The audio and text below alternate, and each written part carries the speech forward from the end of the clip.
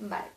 A continuación vamos a hablar de la variación lingüística, que la lengua varía en función de 4 parámetros, como es el parámetro diacrónico, que según a lo largo del tiempo, el diafásico, que depende del registro, es decir, de la situación comunicativa, el plano diatópicamente, como depende de la región en la que nos encontremos, y del plano diastrático, que es en función de la clase social, de la jerga, etc. Por otro lado, los registros en el oral y lo escrito, hay registros formales e informales y hablantes que tratan de acomodar el uso de la lengua al contexto, y el uso del registro depende de la situación. Por otro lado, los aspectos que se mueven entre el oral y el escrito son las relaciones de proximidad entre los hablantes, el saber compartido, la cotidianidad, la planificación y la finalidad. Finalmente, podemos destacar que existe la corrección y la adecuación. La corrección son las normas que debe seguir un texto, que son normas sujetas impuestas por la Real Academia de la Lengua Española o la Asociación de Academias. Por otro lado, no existen las mismas normas en la lengua oral y la escrita. En la lengua escrita se exige una mayor corrección. Además, existen errores tanto en la lengua oral y en la escrita, como pueden ser el laísmo o en los errores de género. Además, por otro lado, la adecuación es adecuarse al contexto al contexto comunicativo en el que se está hablando, con quién se está hablando, con qué finalidad se está hablando, dónde se está hablando, para no cometer ningún tipo de error, como podemos ver. Seguidamente pasaremos a la consideración de la escritura a lo largo de la historia.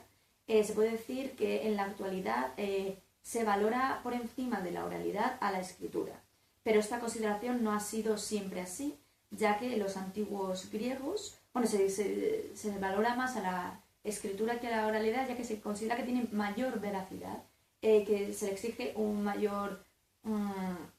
mayor corrección formal y gramatical, pero esta situación ha sido siempre así. En la antigua Grecia, que pasó de ser una civilización donde todo era oralizado a una progresiva alfabetización, se discutía mucho sobre la introducción de la escritura en la civilización.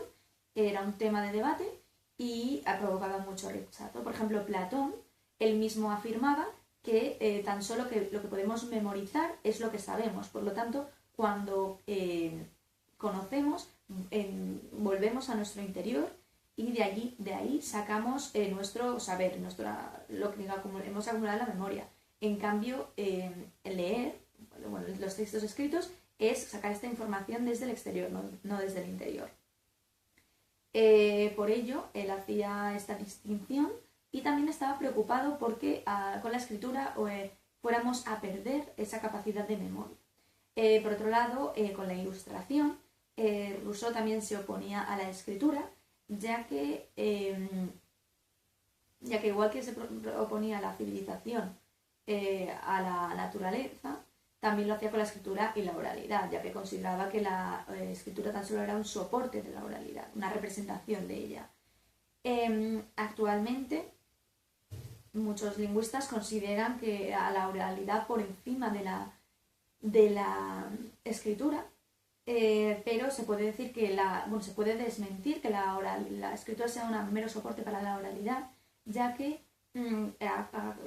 actualmente ha hecho que ha modificado nuestra forma de pensar, nos estructura el pensamiento. Hay muchas personas que tienen tan asimilado la escritura que ellos mismos hablan como escriben.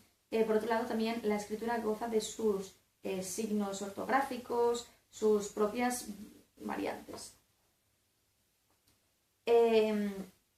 Como podemos decir, mecanismos que son inexistentes en el habla.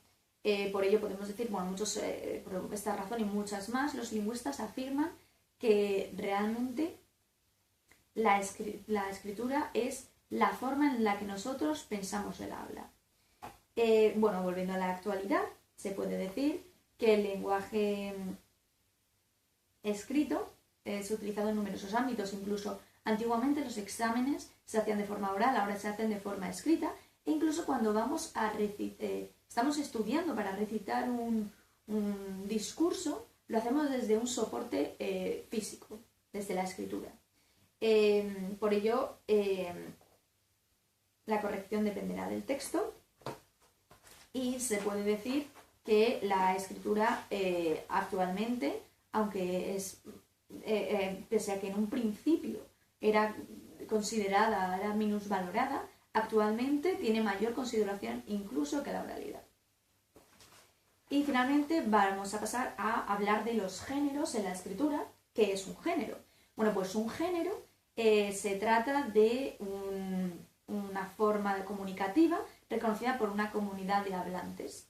Además, es una realidad sociocultural y sujeta a cambios, cuyos rasgos en una misma comunidad son distintivos y se identifican enseguida. Además, esto permite una mayor rapidez en la interacción entre un hablante y un oyente, entre dos interlocutores, ya que enseguida, al identificar su forma y su estructura, su estructura y su función, enseguida pueden saber de qué se está hablando, ¿no? Anticipar el contenido de lo que se está hablando.